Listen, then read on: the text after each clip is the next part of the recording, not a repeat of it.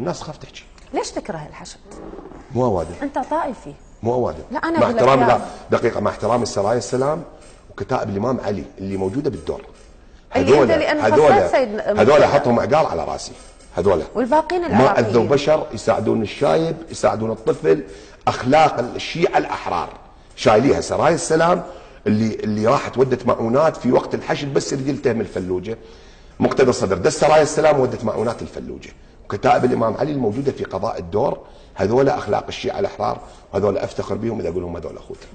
اما الباقين خراساني وما ادري منو، بغض النظر عن تسمياتهم، عن التسميات إيه؟ ما علي يعني بالتسميات وما علي بالقاده. نعم. انا اتحدث عن فتوى راح على اساس ملايين العراقيين من مناطق الجنوب نعم. اتطوعوا. نعم. انا اروح لبغداد، شفت حجم الشهداء، انا ليس بموقع ايضا دفاع لاني مذيعه من المفروض اعطي وجهه نظر، صحيح. لكن حجم الشهداء من مناطق الجنوب مناطقكم كثير، ما تترحموا لهم؟ حرام.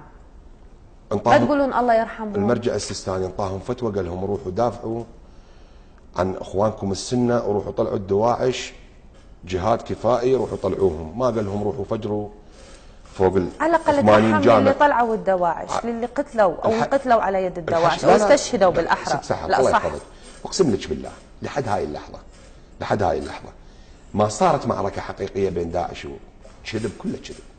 اجيب لك اياها من الضلوعيه شلون عرفت؟